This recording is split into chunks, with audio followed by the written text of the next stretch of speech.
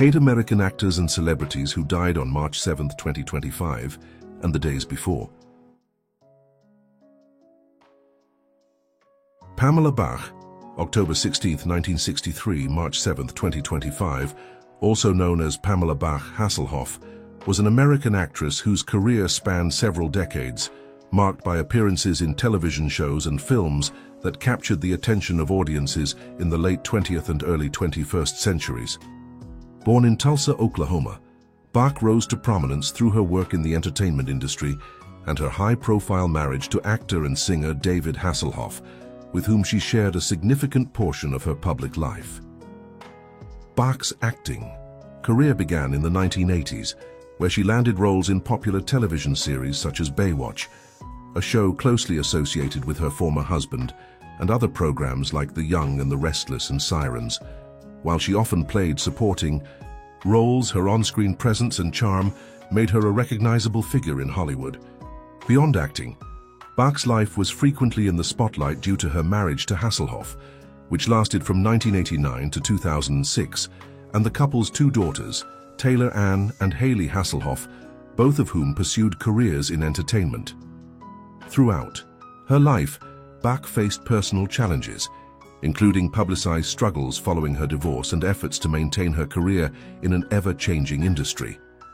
Despite these hurdles, she remained a beloved figure to fans of her work and those who followed her journey through tabloids and entertainment news.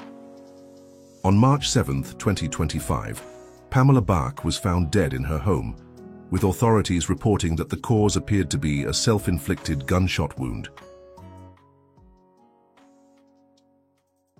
Riccardo Scofidio, April 16, 1935, March 6, 2025, was an American architect whose innovative and interdisciplinary approach to design left an indelible mark on the architectural world. Scofidio's career began with a foundation in architecture, earning a degree from the Cooper Union, where he later taught and influenced generations of designers. Early in his professional life, he and Diller gained attention for their avant-garde installations, such as Parasite 1989 at the Museum of Modern Art, which questioned the role of observation in art and architecture. These experimental works laid the groundwork for DS+R's evolution into a globally celebrated firm. In 2019, Scofidio and Diller were jointly awarded the Royal Academy Architecture Prize, recognizing their inspiring and enduring contribution to the culture of architecture. The honor highlighted their interdisciplinary ethos, with the jury praising how their work enhances cities and captures the public imagination. This accolade followed other prestigious recognitions, including the MacArthur Foundation Genius Grant in 1999, the first awarded to architects, and their inclusion in Time magazine's 100 Most Influential People list in 2009. Scofidio's personal life was deeply intertwined with his work. His partnership with Elizabeth Diller, both marital and professional, spanned decades and was the creative engine behind DS+R's success. On March 6, 2025, Riccardo Scofidio passed away peacefully in Manhattan at the age of 89, surrounded by family, including Elizabeth Diller. His death, announced by DS+R and reported widely, including in the New York Times and on X, prompted an outpouring of tributes from the architectural community. Randy Brown, 1952, March 5, 2025, was an American R&B singer whose smooth, soulful voice and deep Southern roots made him a beloved figure in the world of Quiet Storm and classic soul music. Born and raised in Memphis, Tennessee, Brown's musical journey was shaped by the city's rich legacy, from the gospel hymns of his local church to the gritty rhythm and blues of Stax Records. His career, though never reaching the heights of mainstream superstardom, left an enduring mark on fans and soul enthusiasts, particularly in the late 1970s and early 1980s. Brown's entry into music began with his early days singing doo-wop and performing in church, but he first gained notice as a member of the Newcomers, a Memphis vocal group signed to Stax Records. The group scored a modest hit with Pin the Tail on the Donkey in 1971, showcasing Brown's vocal talent. After leaving the Newcomers in 1973, he embarked on a solo career, releasing his debut single, Did You Hear Yourself, on Stax's Truth subsidiary. Though his early solo efforts struggled to gain traction, the collapse of Stax in 1975 prompted a brief stint with Mainstream Records, where he recorded singles like You Can Be Cured and Take a Few More Steps. His breakthrough came in 1978, when childhood friend and producer Carl Hampton coaxed him back into the studio. This collaboration birthed Brown's debut album, Welcome to My Room, released on Parachute Records. The album, steeped in sensual, slow-burning grooves, became a Quiet Storm classic, featuring tracks like I'm Always in the Mood and I Wanna Make Love to You. He followed this with Midnight Desire in 1980 on Casablanca's Chocolate City label, cementing his reputation as an old-school soul crooner with a modern edge. Despite his talent, Brown's career waned in the 1980s as musical tastes shifted. He briefly joined the Tempreys and recorded additional material, including tracks produced by his brother William Brown, a Stax engineer and member of the Mad Lads. By the late 1980s, he stepped away from the spotlight, eventually taking a job in healthcare while continuing to perform sporadically. His music retained a cult following, particularly in the UK and Europe, where soul aficionados cherished his Stax-honed sound. In December 2019, Brown emerged from retirement for a celebrated performance at London's Jazz Cafe, delighting fans, with his timeless voice and proving his artistry remained intact. On March 5, 2025, news broke that Randy Brown had passed away in Memphis, his lifelong hometown, at the age of 72. The announcement, reported by outlets like Soul Tracks and Soul and Jazz and Funk.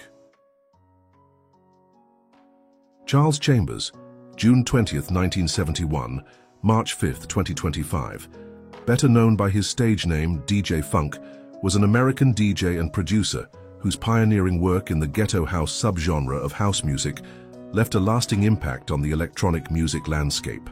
Born and raised on Chicago's musically vibrant West Side, Chambers grew up immersed in the city's rich dance music culture, drawing inspiration from Chicago house, New York disco, and Detroit techno. In the early 1990s, Chambers emerged as a key figure in the Midwest rave scene, building a regional reputation across Chicago and Detroit with his high-energy sets and innovative sound. Under the moniker DJ Funk, he became a trailblazer of ghetto house, a raw, fast-paced offshoot of house music that fused stripped-down beats, Miami bass influences, and explicit call-and-response lyrics. His style, often characterized by its unapologetic raunchiness and relentless 808 and 909 rhythms, crystallized in a series of EPs released on Chicago's Dance Mania label, including Street Tracks 2, 1994, where the term ghetto house first appeared. Alongside contemporaries like DJ Dion, DJ Slugo, and Traxman, he shaped a sound that was both a product of Chicago's underground and a precursor to later genres like juke and footwork. DJ Funk's breakthrough came in 1999 with the release of Booty House Anthems, an album that distilled his signature style into a collection of club anthems like Pump It, Work Dat Body, and Run. Chambers' impact reached beyond the Midwest, earning him nods from global dance music luminaries. Daft Punk name-checked him in their 1997 track Teachers from Homework, listing him among the producers who shaped their sound, while Justice tapped him for a remix of Let There Be Light in 2013. On March 5, 2025, Charles Chambers passed away at the age of 53 after a battle with stage 4 cancer. His death, confirmed by collaborator DJ Slugo and reported widely, came shortly after his family launched a GoFundMe to cover funeral costs, raising over $30,000 from supporters. Sylvester Turner, September 27, 1954, March 5, 2025, was an American attorney and politician whose decades-long career in public service made him a towering figure in Houston and Texas politics.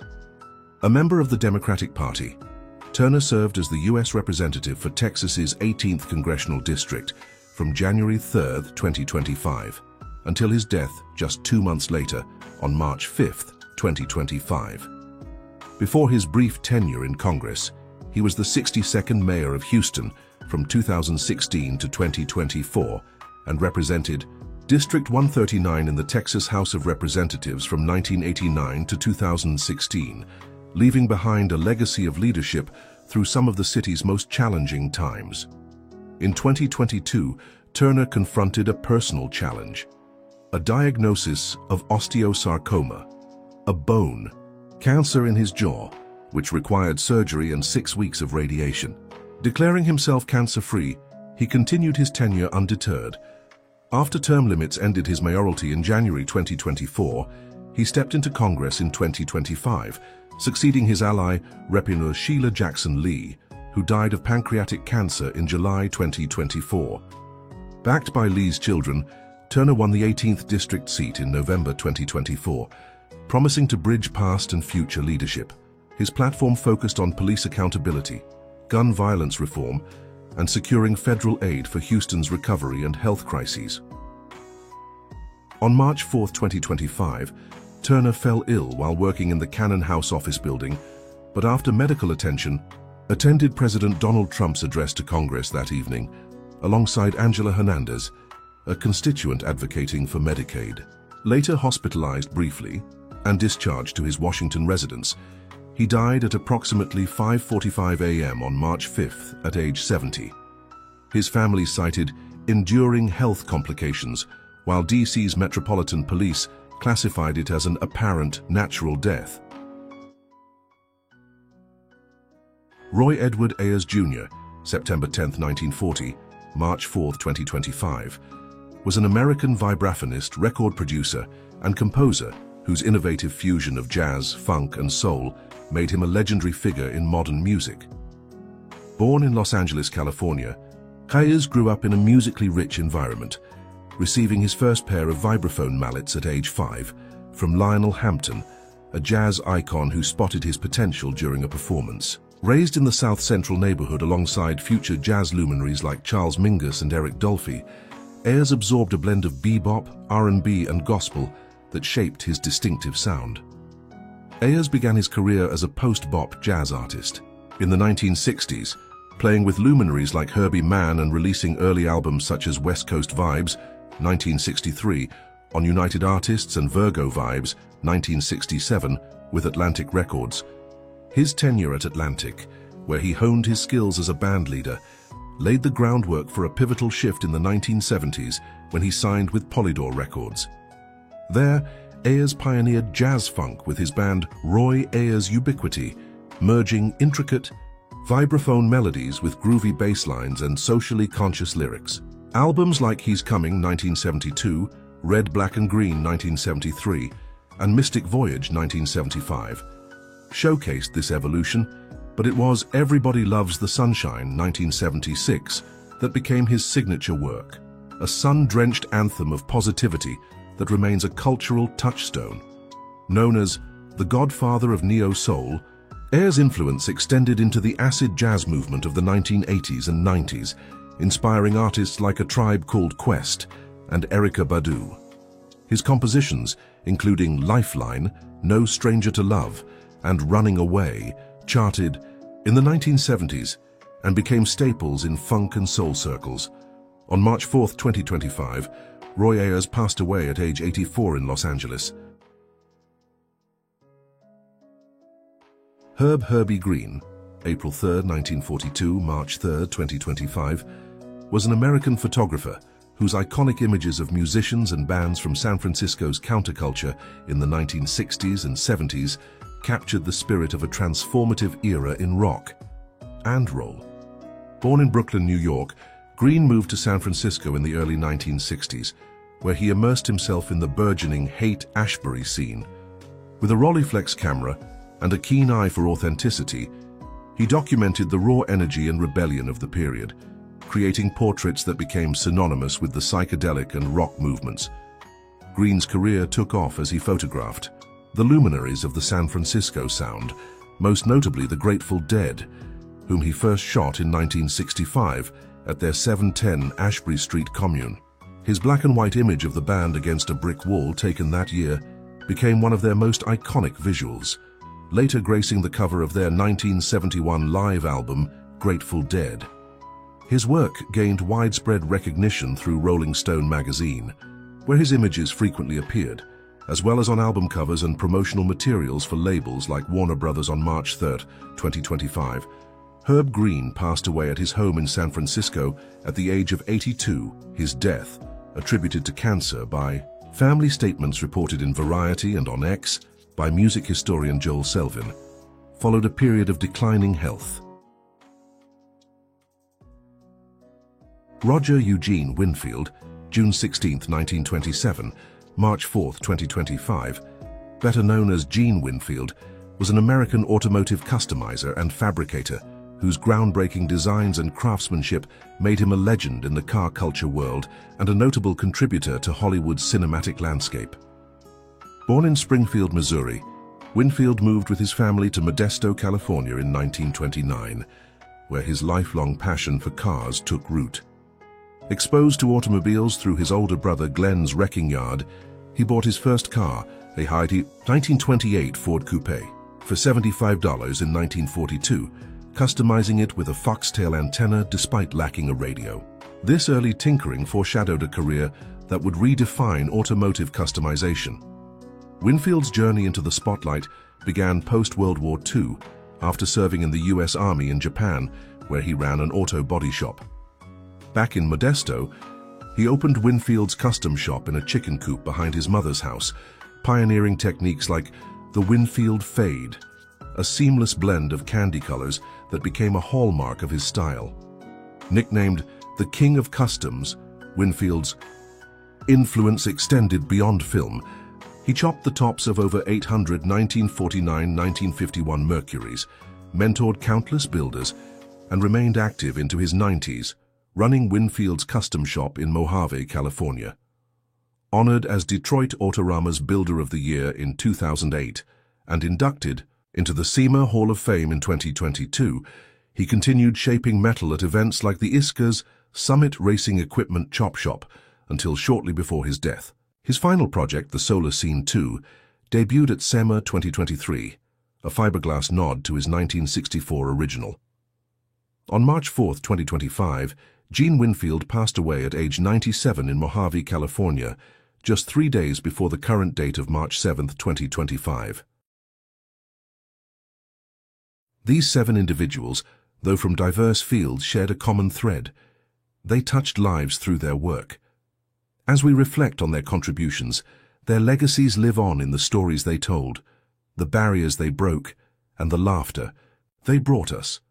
Which of these figures left the biggest impression on you? Let us know in the comments below, and don't forget to like and subscribe for more updates. Các bạn vừa theo dõi sản phẩm của chúng tôi. Xin chào và hẹn gặp lại.